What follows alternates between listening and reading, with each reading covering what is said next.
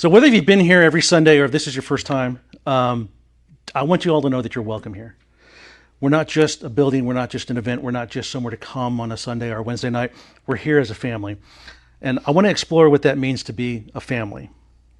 So in Hebrews chapter 10, if you're following along, we're going to look at verse 24 and 25. And if not, it's okay. So in Hebrews chapter 10, verse 24 through 25, it says, "And let us consider how we may spur one another on towards love and good deeds, not giving up meeting together as some are in the habit of doing, but encouraging one another, and all the more as you see the day approaching." So what I said earlier is church isn't a place to attend. It's not an event. It's a family. It's a family that belongs together. If you're part of this church, you're part of this family. If you're part of a church, you're part of God's family. We are all part of God's family. But like any family, it's made up of imperfect people. And sometimes we think of church as this kind of elite club where you have to have it all together, you have to have everything figured out, you have to be perfect and ready to go to be a member. But it's not a social club. It's not one of these things where you have to fill out a form and have a background check and all these kind of things. It's not what God intended. In fact, Jesus spent most of his time with people who were far from perfect, right? He spent time with tax collectors, sinners, outcasts. He spent time with broken people. Could you imagine a hospital where only healthy people were allowed to go to? I mean, would that make any sense? It wouldn't, right? Why would you have a hospital if only healthy people were supposed to be there? And the hospital is for those who are sick and in need of healing. And the church is supposed to be like that. We're supposed to be a hospital where we see those that need healing. We recognize those that need God. We're there to offer guidance, assistance. We're there to be a family.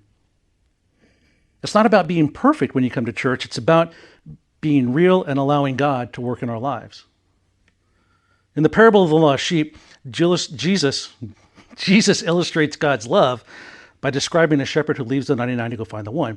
This message is that every individual is precious to God, every individual.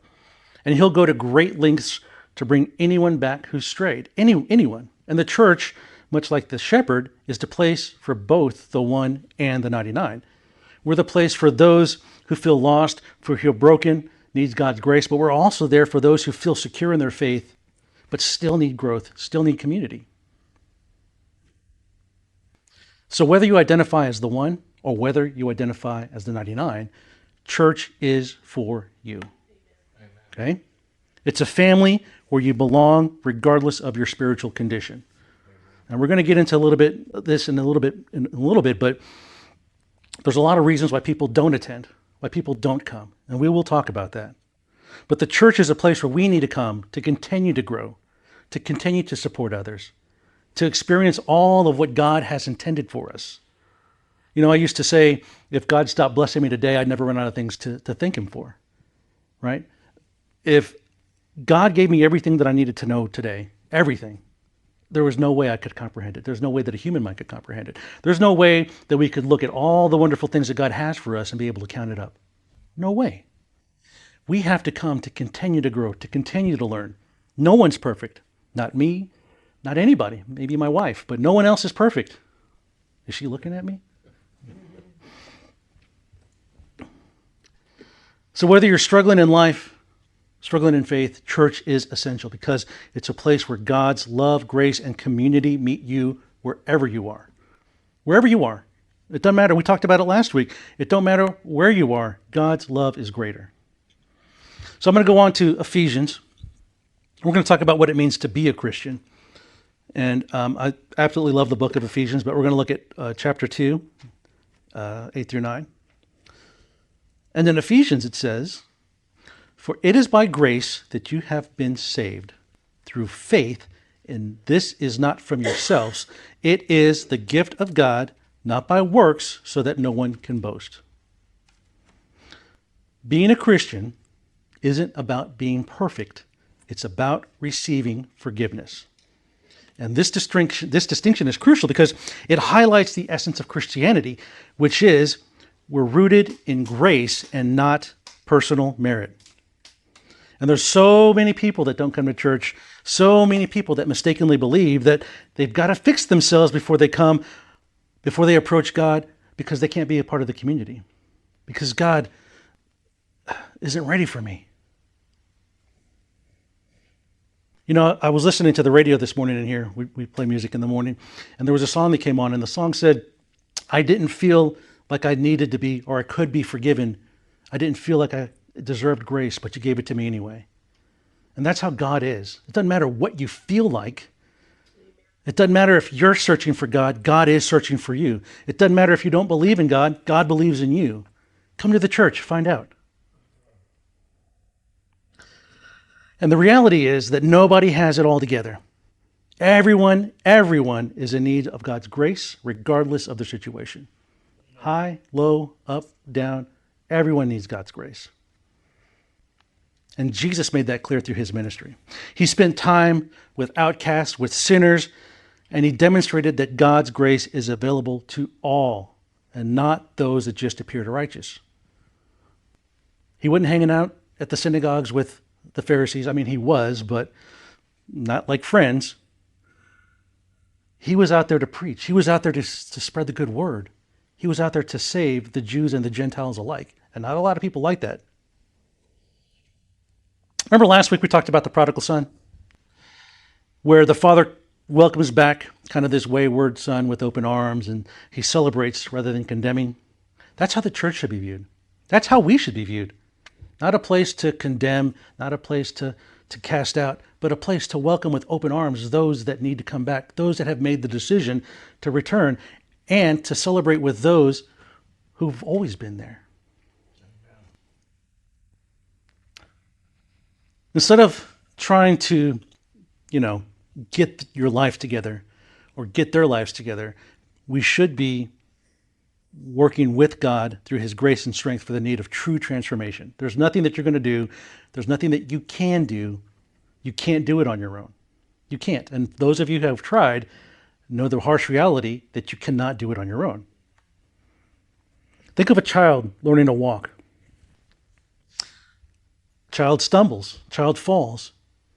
Do you condemn the child because he doesn't know how to walk? Do you kick him and push him around and say, how dare you not know how to walk? No, you encourage them, you pick them up, you care them, you cheer for them. God's the same way with us. He knows we're going to stumble. He knows he needs to pick us up. There's going to be a time where we're going to have the hand of our Father reach down and pick us up, not to condemn us for our failures, but to help us along the path. God's not here to punish and condemn us. He's here to love us and to help us and to give us that grace. All right, I'm going to go sideways if I keep down that way. So let's move on. We'll go into Romans 15:7, and I'll read this one unless you want to turn there real quick. And this is really about our role as a church in the community. And Romans 15:7 says, accept one another then, just as Christ accepted you, in order to bring praise to God. What's that mean for us as Christians, as a church? It means this is a place where grace should abound, where people are accepted as they are.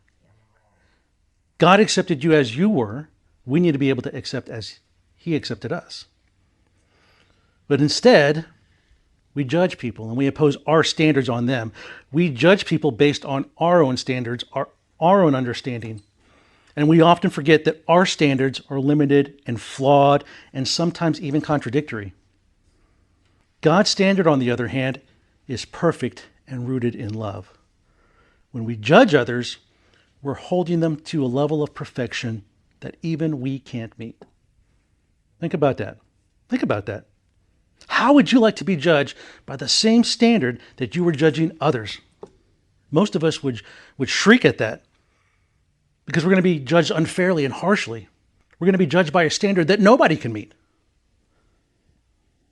Instead of focusing on what others should be doing, we should be focusing on God's perfect standard, one that calls for love and mercy and grace. Our role as a church is to reflect the grace that God has shown us to the other people that are coming into this community, that are coming into church. to align ourselves with God's plan so he can work through us to fill this church, to fill all churches. Why aren't people coming to church? A couple of weeks ago, Pastor Sean was here, and he was preaching about the churches and how attendance is down across the board on all churches. Yeah, you have some mega churches that are drawing in large crowds, but for the most part, attendance in church is down. Record numbers down. Low. People are just not going. So what's keeping them away? Let's talk about that, because this is interesting. This is what keeps people away from church: hypocrisy. People go to church, they see the hypocrisy. They see that actions don't align with Christ's teachings in the church. Others feel the sting of judgmental attitudes. When you go to church, you see conflicts. You see people being judged because maybe they have too many tattoos or colored hair, or maybe they're coming in shorts. They have negative past experiences. There's people who perceive the church as irrelevant in their daily lives, believing that it doesn't address the real world challenges that we face on a daily basis. So I'm going to stop right here. The reason that there's record numbers in some of these mega churches, not all, I'm not condemning them all, is because we talked about this weeks ago. Mega churches and these places that are filling seats have lowered their standards so that that standard can meet the world standard. Whatever that standard is, whatever the problem is, let's lower that standard a little bit to make everyone feel better about themselves. That's what's filling the churches. We've strayed away from God to get butts in seats. And I don't care if I'm preaching to one person or 1,000 people, we're not going to stray away from the Word of God. We're not. And if it's not going to make everybody happy, I guarantee you. Let's move on. One big one that we see is the mistrust of churches. And we see scandals all the time. If you're on social, if you're on news, if you turn on the TV, you'll notice that there's scandals in the churches every day, every week, it seems like. They're not small churches either. These are the bigger churches. I mean, I'm sure there's some small ones. There's one right down the road here that had a big scandal. But these are the issues that are keeping people out of churches. These are the things that they're seeing and saying all churches are like that. And to be honest, every one of these issues is man-made. They stem from our actions, from our attitudes, and the way that we've structured our community. We've done this to ourselves. This isn't the devil coming in and casting a spell. This is Christians in churches doing it to ourselves because they know better than God. They have a better standard. And we often point fingers at all the external things that could possibly be happening, but the truth is, we're doing it to ourselves. We're not here to judge or impose our standards on others. That is not your job. We're here to reflect God's love. We're here to welcome anyone that walks through that door into the family of God. Our actions should be rooted in grace and not judgment, just as we were not judged. We need to ensure that this church, any community, that everyone feels accepted, everyone feels valued, everyone feels that they're part of God's family because they are, regardless of their past circumstances, regardless of what they've done, regardless of their sin, regardless of what you think about them, it really doesn't matter because it's what God thinks about them. And they are loved. Think about a lighthouse. Lighthouse shines its light and it guides people safely home. It doesn't care how the ship got lost. It doesn't care where the ship came from. It doesn't even care where the ship's going. It's just there to keep it out of danger. And our role as the church is to shine that light of Christ to guide people back to Him. That's our job. It's time to let go of all the preconceived notions about what you think God expects, what you think Jesus expects, and what you think Jesus' standard are. If you have any doubt of what Jesus' standard is or what God's standard is, each of you has a book in your hand that tells you exactly what that standard is. No one today that's alive is perfect. No one today that's alive is sin-free. No one today has come from a place of pure sinless life. And it's impossible, thinking about where we came from, it's impossible to have a standard on all of those who've come from different places, worse maybe. it's impossible for us to have that standard because we don't even live up to that standard.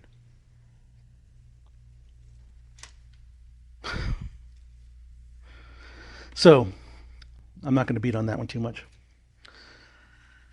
So let's move on. Matthew 11, 28 through 30. And Matthew 11 says, "Come to me, all you who are wearied and burdened, and I will give you rest.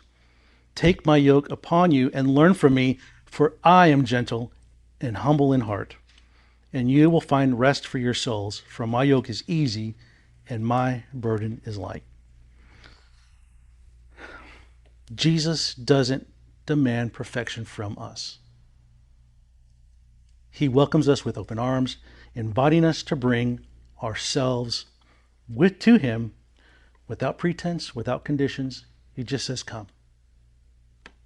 He meets us in our brokenness. He offers us rest and healing and restoration. This is the essence of this invitation. His invitation says, come as you are. Come as you are. I don't care what's wrong with you. I don't care what you think's wrong. I don't care that that person in the back row is looking at you funny. Come. You better not be looking at anybody funny in here. That's all I'm saying. So let's think about this for a minute. If Jesus, in his ultimate perfection, doesn't demand perfection of us, then why do we place such demands on ourselves and on others? Why do we insist that everyone that comes to church needs to be perfect if Jesus says, I don't care, just come?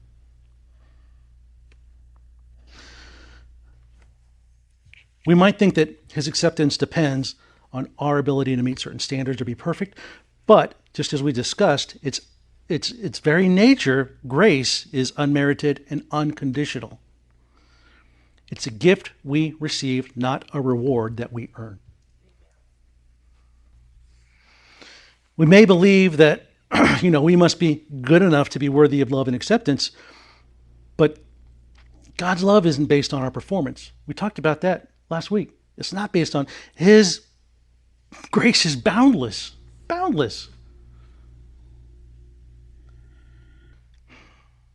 And what this does is it creates a culture of judgment rather than one of grace. If we feel like we need to be perfect, if we feel like we need to meet this impossible standard, then we're going to project that judgment on someone else.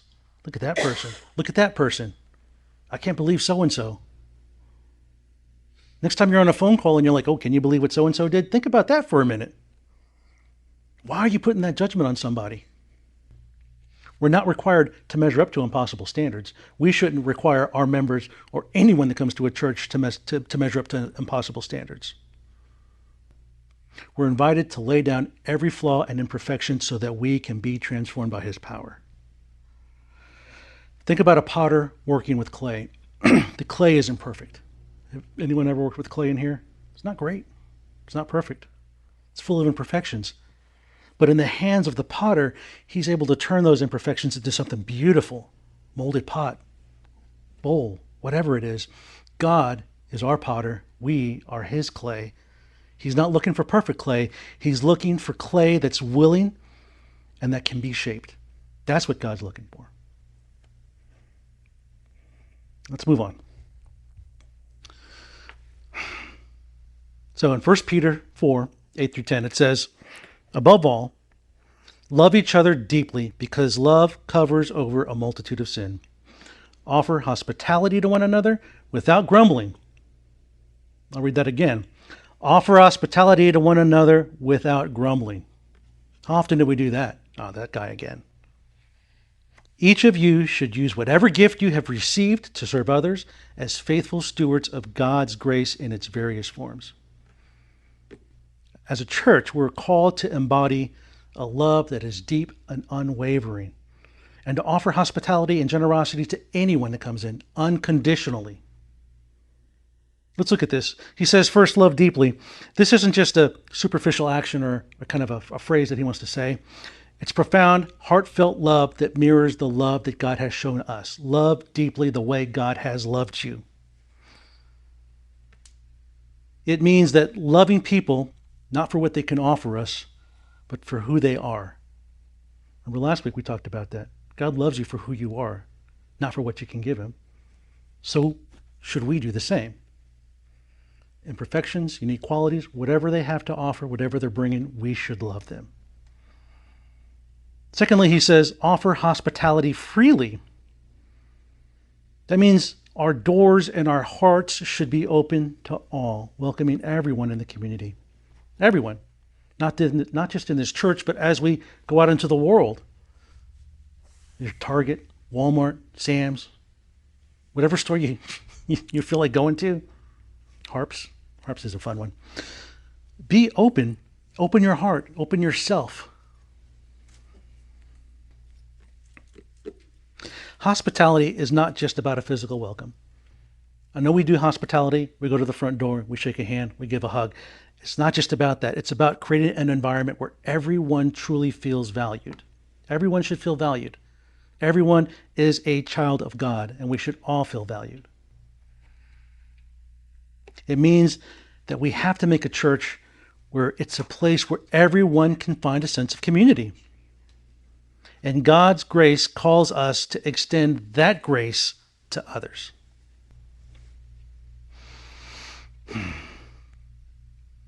So as we close, I want to challenge each of you to reflect on how we view others and ourselves. How do you view yourself? Do you have to be perfect every time you get up in the morning? Or do you have to just give it to God and let His perfection be manifested through you? Are we holding ourselves to standards of perfection that God doesn't require us to have? Are we creating barriers that keep people from feeling welcome in our lives, in our church, in our community? Remember, the church isn't about being perfect. It's about being in the process. And that process is walking with Christ, learning more, becoming closer, becoming a family, becoming a community. It's about allowing God to mold us and shape us in the way that He wants to and not the way that we want Him to. Whether you're a new Christian, just beginning your journey of faith, longtime believer who's been walking with Christ for many years, or maybe you're just a wounded Christian that's seeking a fresh start, I want to assure you there's a place for you here. You're not expected to have all the answers or to fit into a predefined mold. You're invited to learn. You're invited to question. You're invited to experience the love in Christ that's found in a supportive and nurturing community. And for those of you that are here that have been walking with Christ for many, many years, we value your wisdom. We value your experience. We value all the things that you bring to be able to have those conversations, those discussions, those deep dives.